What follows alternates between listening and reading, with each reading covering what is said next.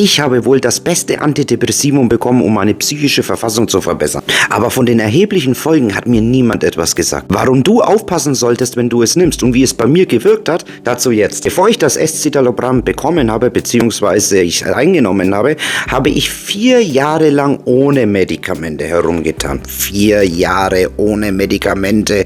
Und ich habe mir jeden Tag gesagt, du machst weiter.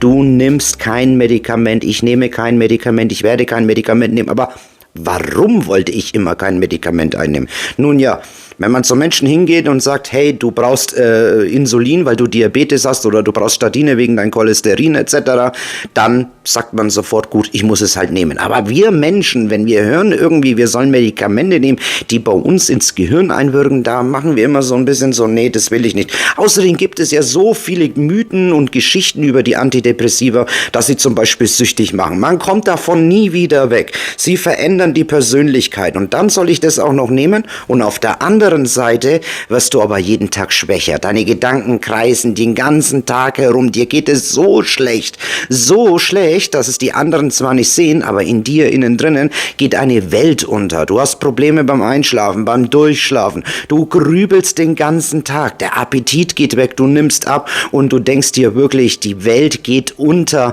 Man kann es nicht mehr aushalten. Mich würde jetzt mal interessieren, warst du schon mal an diesem Punkt oder bist du bereits an diesem Punkt, dass du sagst, diese Symptome, diese Gefühle, diese Gedanken, die halte ich nicht mehr aus, aber Antidepressiva werde ich auch nicht nehmen. Und jetzt hast du hier wie so einen Engel und so einen Teufel, der so abwägt, ja, die Symptome kann ich nicht mehr aushalten, aber irgendwann mal, wenn du weiterhin keine Medikamente nimmst und irgendwie in dir das Gefühl hochkommt, dass nichts wirkt, dann kann es sein, dass der Teufel, wenn man so möchte, irgendwann mal stärker wird und sagt, du pass auf, ich lebe auch heute und nicht nur überleben, sondern ich möchte auch leben und das Leben genießen. Diesen Gedanken habe ich irgendwann mal bekommen und der sagte mir dann ab diesem Zeitpunkt, weißt du was, ich will nicht mehr überleben, dass ich irgendwann mal 80 bin und sagen kann mit Stolz, ich habe 60 Jahre lang meines Lebens durchgehalten, ich habe aber nie gelebt. Also, nehme ich es jetzt oder nehme ich es nicht? Und dann habe ich mich dazu entschlossen, es tatsächlich zu nehmen. Ich habe mich dazu entschlossen, dieses Medikament jetzt zu nehmen und ich hatte noch mehr Angst als vorher, denn ich habe mir gedacht, wenn ich das jetzt nehme, was passiert da jetzt in meinem Gehirn? Kriege ich eine Wesensveränderung oder etwa nicht? Ich wusste es natürlich nicht, aber eins wusste ich war an diesem Punkt jetzt mittlerweile angelangt, wo ich gesagt habe, ich bin zwar so stark und ich habe so lange durchgehalten, aber das schaffe ich nicht mehr. Irgendwann mal muss ich eine Entscheidung treffen. Also habe ich die Entscheidung getroffen, es zu nehmen. Und dann kamen meine ersten Nebenwirkungen. Die ersten Nebenwirkungen waren in der Anfangszeit Übelkeit. Ich hatte Übelkeit und Durchfall. Und es gab eine sehr, sehr unangenehme Nebenwirkung in der Anfangszeit, die ich sehr komisch fand. Es war nämlich so, dass ich von den einen oder auf den anderen Moment einen sehr, sehr starken Drang, Appetit bekommen habe, Hunger. Dann war der Teller Nudeln vor mir und auf einmal war der Appetit weg. Dann habe ich mich hingesetzt, dann kam der Appetit wieder und dann war er wieder runter. Dann hatte ich starke Stimmungsschwankungen, sehr starke Stimmungsschwankungen. Und bereits nach 3 bis 4 Wochen bemerkte ich, dass meine Libido, also das heißt meine sexuelle Anziehungskraft, total schwach wurde. Jetzt kann man das natürlich nicht pauschalisieren, weil alle Menschen unterschiedlich sind. Aber eins kann ich wahrscheinlich von mir selber sagen. Hätte ich dieses Medikament nicht genommen, weil ich zum damaligen Zeitpunkt auch nicht richtig wusste, wie man mit Gedanken und Gefühlen umgeht, dann wäre wahrscheinlich dieses Problem, das ich hatte, also meine mittelschwere Depression, meine Panikattacken, meine Zwangsgedanken noch viel, viel schlimmer geworden. Und weißt du was, wenn ich eins gelernt habe von der menschlichen Psyche, dann kann ich eins sagen, es geht immer noch stärker und es geht noch lang anhaltender. Lass dir das gesagt sein. Ich will dir jetzt damit keine Angst machen, aber die Gefühle von einem Menschen können sehr, sehr stark werden. Und vor allen Dingen, wenn man mit den Gefühlen und Gedanken so umgegangen ist, wie ich damals umgegangen bin. Und das möchte ich dir ganz kurz erklären. Vielleicht erkennst du dich da auch wieder. Gefühle nicht gefühlt, Gedanken immer wieder ersetzt, schön geredet, unterdrückt, verdrängt. Meine Verhaltensweisen und Gedanken, die ich am Tag hatte, immer wieder bei anderen Menschen nachfragen, ob die richtig sind, ob sie finden, dass ich gut bin, wie ich bin, dadurch das Selbstvertrauen immer schwächer geworden. Außerdem habe ich mich immer mehr zurückgezogen, habe mich mit keinen sozialen Kontakten mehr getroffen, habe mich immer schlechter und schlechter ernährt und vielleicht erkennst du dich da in den einen oder anderen Punkt auch wieder. Und das ist dieser Teufelskreis, wenn man in einer Depression oder auch in einer Angststörung mit Zwangsgedanken drinnen ist. Es wird immer schwieriger, da rauszukommen, weil sich das einzieht wie in so einen Treibsand. Also könnte man sagen, ob es danach noch schlimmer geworden ist, natürlich weiß ich es nicht. Aber ich halte es für relativ wahrscheinlich. Und das ist diese Entscheidung, wo die meisten Menschen dann an diesem Punkt irgendwann mal, wie eben schon erwähnt, davor stehen und dann sagen, soll ich welche nehmen, oder Antidepressiva nehmen oder soll ich keine nehmen? Ich war dann irgendwann mal bei der 3. Woche der Einnahme und auf einmal hat sich etwas drastisch verschlechtert. Aber es hat mir mein Arzt auch gesagt, also das muss man sagen, das muss man zugeben. Er sagte nämlich, dass es sehr gut sein kann, beim Escitalopram, vor allen Dingen, wenn Sie unter Ängsten oder gar Panikattacken leiden, dass es in der mittleren Zeit, wo es wirkt, so nach 3 bis 4 Wochen, aber vielleicht auch schon nach 2 Wochen, die Angst- und Panikattacken viel schlimmer werden. Und tatsächlich war das so bei mir. Die Panikattacken wurden so schlimm, dass ich mir meine alten schon fast zurückgewünscht habe. Ich hatte Atemnot, ich habe mich im Bad auf den Fliesen gewälzt, weil ich gedacht habe, ich sterbe. So stark können Emotionen und Gefühle werden. Ich konnte es kaum noch aushalten. Jede Nacht dasselbe. Immer circa um 3 Uhr in der Nacht bin ich aufgewacht, schweißgebadet, hatte Hitzewallungen, habe gedacht, ich verliere den Verstand und drehe durch. Es war kaum noch auszuhalten. Und dann kam ich an den Punkt, wo ich mir dann gesagt habe, ich muss das ausschleichen, weil das haltet einfach kein Mensch mehr aus. Das ist einfach nicht mehr normal, dachte ich mir. Aber dann ging ich zu meinem Arzt und erzählte ihm davon. Der Arzt sagte dann zu mir, das habe ich Ihnen gesagt, dass das kommt. Und da habe ich gesagt, ja, ich war mit Tränen vor den Augen. Ich habe gesagt, aber ich kann das nicht mehr aushalten. Ich kann das einfach nicht mehr aushalten. Also sagte er dann zu mir, ich mache Ihnen meinen folgenden Vorschlag, das nehmen Sie aber nur in der Anfangszeit. Und vielleicht, wenn dich das auch betrifft, dann könntest du das vielleicht deinen Arzt vorschlagen, vielleicht sagt das auch von alleine, dass du, und so war es bei mir, ein Mirtazapin bekommst. Ein Mirtazapin ist kein SSRI wie das Escitalopram, sondern SNRI. Das bedeutet, es wirkt nicht nur auf den Serotoninrezeptor, sondern auf den Noradrenalinrezeptor. Und das hat eine Nebenwirkung, dieses Mirtazapin. Dieses Mirtazapin tut tatsächlich stark sedieren. Was bedeutet sedieren? Du kommst wieder zur Ruhe. Das heißt also, in dieser Anfangszeit, wo du das Escitalopram bekommst und du diese schrecklichen Nebenwirkungen, die ich hatte in der Anfangszeit von Panikattacken, die so krass waren, kannst du mit einem Mirtazapin dagegen wirken. Und das brauchst du auch nur sehr, sehr niedrig zu dosieren. Die niedrigste Dosis bei dem Mirtazapin ist 15 Milligramm und ich habe davon die Hälfte genommen, 7,5 Milligramm, und es hat gereicht. Dadurch sind diese nächtlichen Panikattacken, die so stark waren, tatsächlich in der Anfangszeit zum Einschleichen des Escitaloprames vergangen. Und wenn dich jetzt interessiert, wie das Mirtazapin außerdem noch wirkt und was es für Vorteile, aber auch Nachteile hat, verlinke ich dir das hier oben einmal auf den i.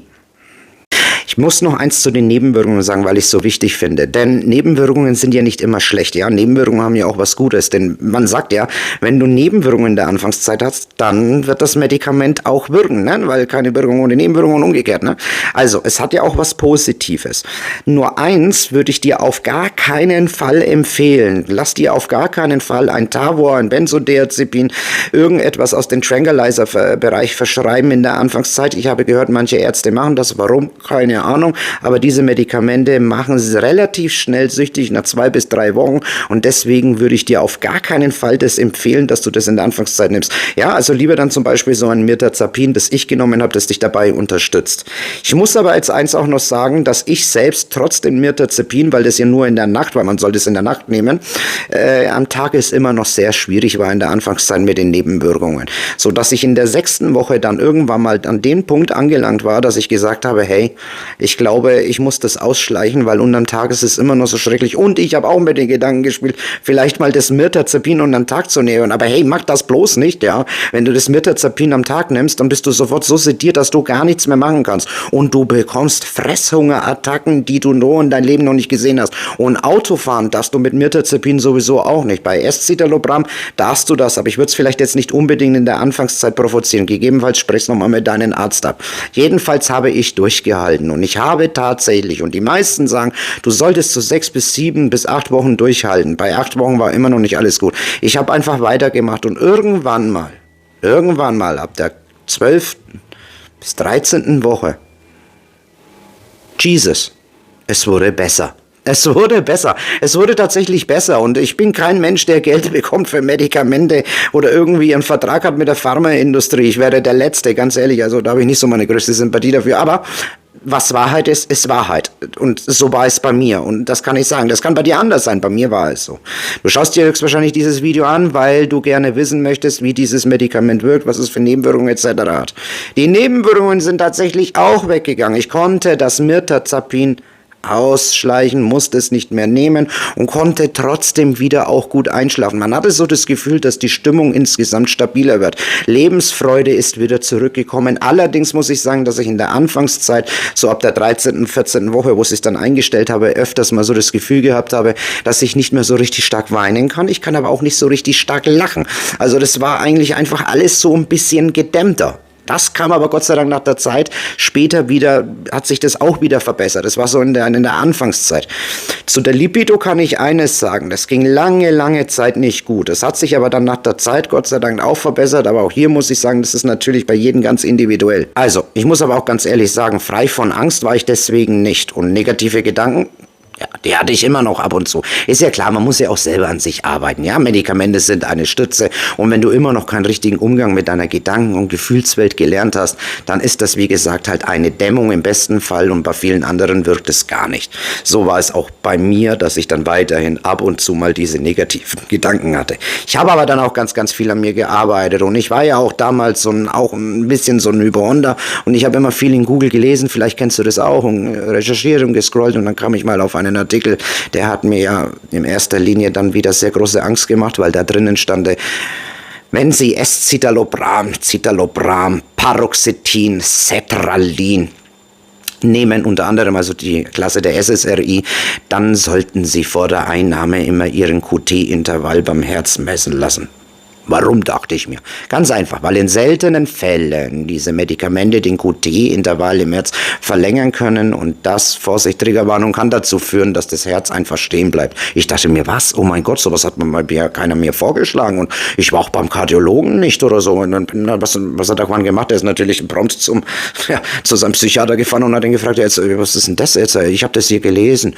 Und die Antwort war dann, ja, sowas passiert so gut wie nie, das ist ganz selten, das sind die Ausnahmefälle. Habe ich gesagt, das mag ja sein, aber das hilft mir nichts, wenn ich davon betroffen bin. Ja, aber das sind doch bloß Ihre Ängste, jetzt sind es doch mal gewiss, da passiert doch nichts und sonst weiter. Da habe ich mir gesagt, aber Sie können doch nicht einfach mich darauf da nicht hinweisen. Mich würde mal interessieren, ob du da solche ähnlichen Erfahrungen gemacht hast. Jedenfalls, lange Rede, kurzer Sinn, ich fand es erstaunlich erstmal, dass der das so locker hingenommen hat. Er hat mir dann eine Überweisung gegeben zum Kardiologen. Also, ja, gehst mal zum Kardiologen und ich habe mir das dann halt angesehen. Ich kam beim Kardiologen dann ein paar Tage später, als ich einen Termin bekommen habe, Gott sei Dank, habe ich mir das ansehen lassen im Herzen und der Kardiologe, Gott sei Dank, hat gesagt, also bei Ihnen ist da alles in Ordnung, Sie haben keinen verlängerten QT-Intervall, da brauchen Sie sich keine Sorgen machen. Und ich dachte mir, ja gut, bei mir ist da nichts. Aber wieso sagen das Ärzte nicht immer? Oder hat es der Arzt zu dir gesagt? Also zu mir hat es keiner gesagt. Im Laufe der Zeit habe ich dann noch mehr Sachen herausgefunden, die mich Gott sei Dank jetzt da bezüglich nicht betroffen haben, aber vielleicht andere Menschen betreffen. Zum Beispiel habe ich herausgefunden, dass wenn man Escitalopram nimmt, dass man auf gar keinen Fall Johanniskraut nehmen soll, weil das auch zum Beispiel in den Serotonin-Rezeptor im Gehirn eingreift und es dann zu einem lebensgefährlichen Serotonin-Syndrom führen kann. Ja, ich weiß, es ist nur sehr selten, aber es passiert. Es passiert. Also man kann doch nicht davon ausgehen, dass das passiert selten, passiert mir nicht. Ja, also sowas kann passieren. Ja, dann habe ich auch gelesen, dass man Nahrungsergänzungsmittel wie ein 5-HTP nicht nehmen darf. Wenn du wissen möchtest, was ein 5-HTP ist, ich oben einmal auf den i ein Video von mir. Man darf auch ein GABA Nahrungsergänzungsmittel gleichzeitig mit einem SSRI einnehmen, weil sich das auch relativ schlecht gegenseitig in Wechselwirkung beeinflussen kann. Und man darf auch die Aminosäure L-Tryptophan einnehmen, weil das ist ja die Vorstufe von Serotonin, auch zu einem Serotonin-Syndrom führen kann. Ich weiß nicht, hat dir das alles dein Psychiater erzählt? Das hat er mir auch nicht erzählt. Ich habe zu diesem Zeitpunkt Gott sei Dank nicht diese Nahrungsergänzungsmittel eingenommen, aber die Menschen, die es oft mit psychischen Problemen haben, die greifen ja an jeden Strohhalm. Ne? Also die nehmen ja alles Mögliche ein, um sich wieder zu beruhigen und eine bessere Stimmung zu kriegen. Und wenn dann der Arzt herkommt und dir sowas verschreibt und vielleicht nicht vorher in einem Anamnesegespräch dir solche Fragen stellt, dann können solche Dinge sich gegenseitig negativ beeinflussen und das sollte man auf jeden Fall nicht außer Acht lassen, weil es ein ganz wichtiges Thema ist. Ich litt ja sehr viele Jahre lang unter Zwangsgedanken, aufdringliche Gedanken, aggressive Gedanken, die mir das Leben zur Hölle gemacht haben. Später habe ich mir dann selber aus eigener Recherche viele Techniken beigebracht, die ich dann auch in meinem Buch Zwangsgedanken erfolgreich überwinden niedergeschrieben habe, damit du sie dir auch anwenden kannst und vielleicht sogar ohne Medikamente da wieder rauskommst. Wenn du wissen möchtest, wo du dieses Buch bekommst, ich verlinke es dir in der Info einmal, da kannst du dann draufklicken und gelangst richtig zu dem Buch. Und ich habe noch ein zweites Buch geschrieben, Angststörungen, Panikattacken, Loslassen. Da habe ich mir auch sehr viele Techniken beigebracht, wie man mit Ängsten, Panikattacken umgehen kann und sie ohne Escitalopram und Co. loswerden kann. Und das geht definitiv. Das soll jetzt ja nicht heißen, dass du nicht das Escitalopram nicht nehmen sollst oder es nehmen sollst. Das bleibt natürlich dir überlassen. Aber eins kann ich dir sagen. Den pauschalen Weg, wo man sagen kann, wenn du Escitalopram nimmst, dann wird es bei dir genau so und so wirken wie bei mir oder genau diametral anders wie bei mir. Das gibt's nicht. Das ist aber, glaube ich, bei allen Medikamenten so. Denn Medikamente wirken bei jedem Menschen immer ein bisschen anders. Es gibt zwar Ähnlichkeiten und vielleicht wirst du Ähnlichkeiten bei dir auffinden, aber letzten Endes wirkt es bei jedem Menschen natürlich ganz anders. Wer weiß, vielleicht hat dein Arzt aber dir das Medikament Sertralin verschrieben oder du hast schon mal was über Sertralin gehört und du hast Interesse, das Medikament eventuell einzunehmen gegen deine Depressionen, Angststörungen oder Zwangsgedanken, dann verlinke ich dir hier auf der Endcard ein Video darüber. Ich bedanke mich fürs Zusehen, dein Juan. Namaste.